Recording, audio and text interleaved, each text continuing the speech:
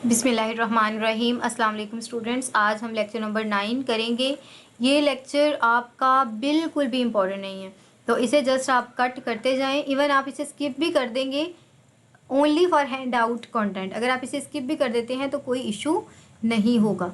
ये तमाम चीज़ें हमने पीछे कवर की हैं और आगे भी हम इनको कवर करते ही जाएंगे, तो डैट्स वाई ये चीज़ें आपने नहीं करनी। बस यहाँ पर जो आपकी चीज़ इंपॉर्टेंट है वो ये वाली डायग्राम है। आप इस डायग्राम को अच्छी तरीके से पढ़ लीजिएगा। सबसे पहले तो इन्वायरमेंट में कौन सी चीज़ें होती हैं, हमारी रैपिड चेंज, वर्क डाइवर्सिटी, ये तमाम चीज़ें भी हमने लेक्चर नंबर 7 के अंदर की हैं। इसी तरह ऑर्गेनाइजेशन के अंदर कौन सी चीज़ें आ जाती हैं, ये हमने लेक्चर नंबर 8 के अंदर तमाम चीज़ें की थी। और इंडिविजुअल की कौन सी चीज़ें हैं ये भी हमने कवर किया था। तो ये अगर आप एक डायग्राम कर लें तो लेक्चर नंबर 7 भी हो जाता है और आपका, और लेक्चर नंबर 9 भी।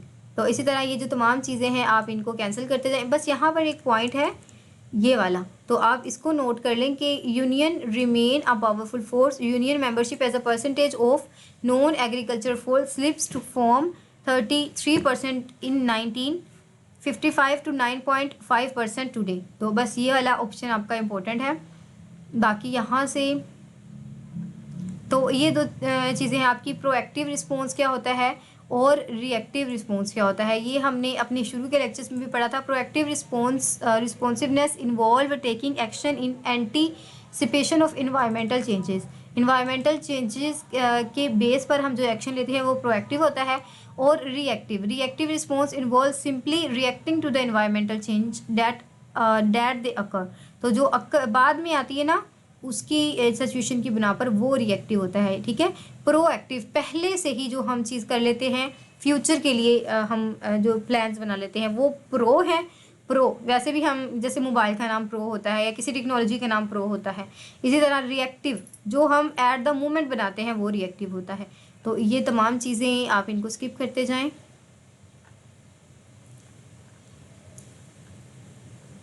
नो नो नो, ये तमाम चीज़ें आपने यहाँ पर, ये वाला जो पॉइंट है ये हमने कवर कर लिया था। और स्टूडेंट ये जो 3 आपकी इंपॉर्टेंट टर्म्स हैं इनको हम डिस्कस कर लेते हैं अपने एग्ज़ाम सॉफ्टवेयर पर जाकर।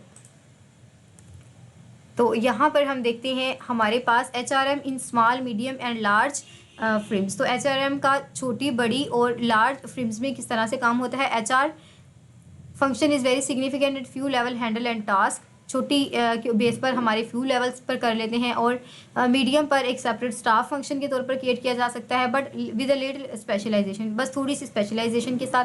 लार्ज के अंदर रिक्वायर सेपरेट सेक्शन जिसके अंदर ट्रेनिंग, कंपेंसेशन, और इसके अलावा मॉडर्न फ्रेम्स के अंदर ये आउटसोर्सिंग यानी कि बाहर से भी जो हमारे HR होते हैं उनका इस्तेमाल किया जाता है। फंक्शन ऑफ HRM, सबसे पहले स्टाफिंग आ जाता है जिसके अंदर हमारा क्या आ जाता है, इसमें HR job analysis, planning, requirement and selection शामिल है। और ये जो पॉइंट्स हैं ये आपने करने हैं याद। ठीक है। इसी तरह आपसे ऑप्शन पूछा जाता है और इसके अंदर कोई एक्स्ट्रा पॉइंट ऐड कर दिया जाएगा और पूछा जाएगा कि which is the correct staffing. तो आपने इन चारों ऑप्शंस को ध्यान से करना है। और ये भी याद रखें, HR planning is also called HRP।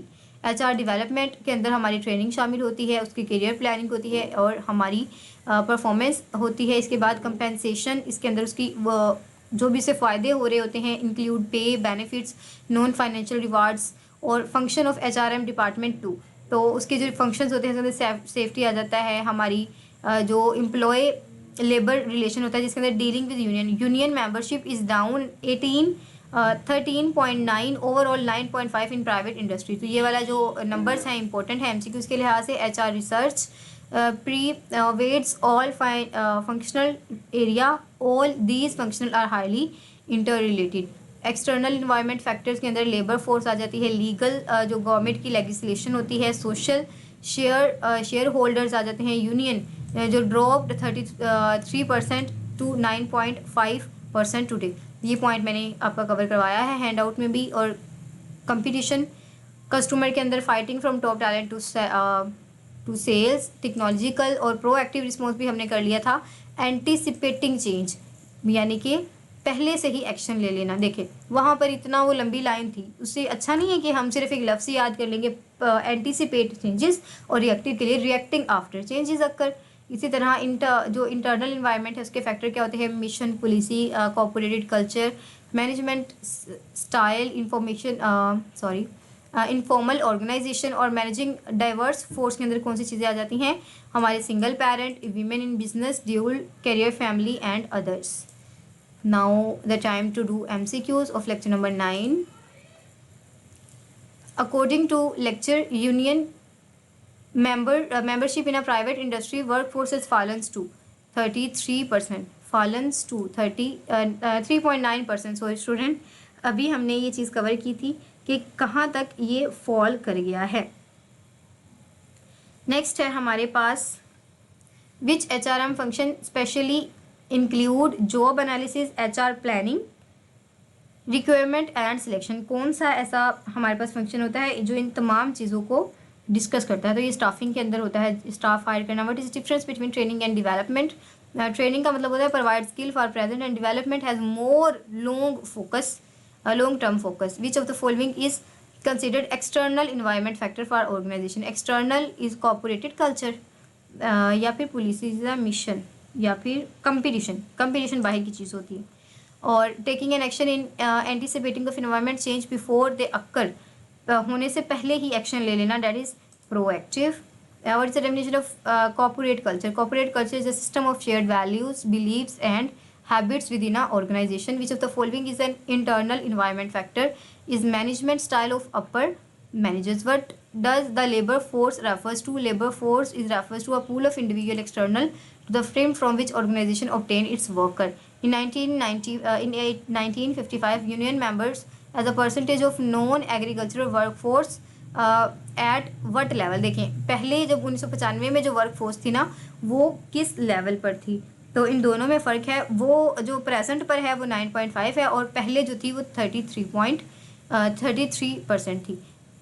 Which what is the policies in organization context? Policies क्या होती हैं? Predetermined guide established to provide direction in decision making. पहले से जो हम डायरेक्शन दे देते हैं ना किसी भी चीज़ को, वो पॉलिसी होती है. And HR manager notice the company is bombing and unemployment is low.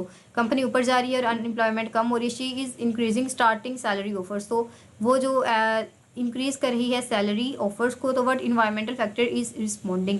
तो वो किस इन्वायरमेंटल फैक्टर को रिस्पॉन्ड कर रही है? तो वो इकोनॉमी को कर रही है. ठीक है.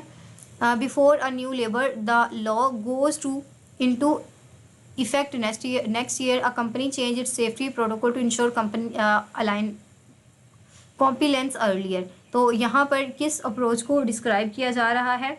तो ये हमारे पास पहले से ही मतलब हमने किसी चीज़ को इंडिकेट कर लिया ना, तो ये हमारी है प्रोएक्टिव. ठीक है, पहले से जो चीज़ हम उसे कर लेते हैं.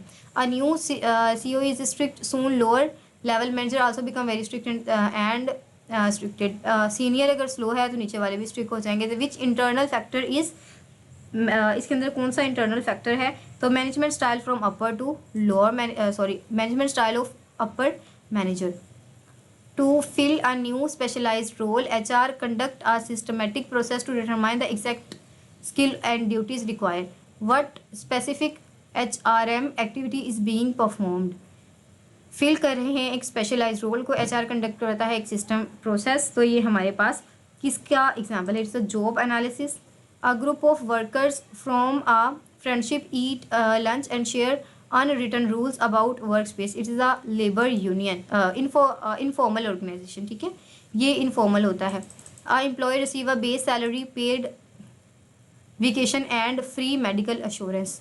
तो इसके अंदर, इस इंटायर पैकेज के अंदर हमारी कौन सी जो चीज़ है वो शामिल है? वो compensation and benefits. And firm realize its programmer skills are outdated due to new coding language and arrange a workshop. तो वो टेक्नोलॉजी के लिए जो चीज़ कर रहे हैं वो किसके लिए? ह्यूमन रिसोर्स डेवलपमेंट यानी कि training. A medium size firm grow rapidly and hire external firms to handle its payroll. Its अपने पे रोल को हैंडल कर रही है, तो that is its outsourcing. The owner demand higher profit margin leading management to cut the higher training budget. अगर कहीं पर ट्रेनिंग बजट को कम किया जा रहा हो और हायर मैनेजर जो मार्जिन होता है प्रॉफिट का उसको हाई किया जा रहा हो, तो which factor force this HR decision? तो ये जो हमारे पास डिसीजन होता है ये है shareholders. Due to more than half of marriage ending in a divorce, HR create support program for a single parents. तो ये हमने पिछले लेक्चर में भी बात की थी कि अमेरिका में बहुत सारी जो फैमिलीज़ होती हैं वो उनकी डाइवोर्स हो जाती है, जिसकी वजह से एज अ सिंगल पेरेंट वो काम करते हैं। तो यही वजह है कि कंपनियां उनको बहुत ज़्यादा बेनिफिट्स देती हैं। तो वो बेनिफिट हमारे पास क्या कहलाता है, single parent and working mothers.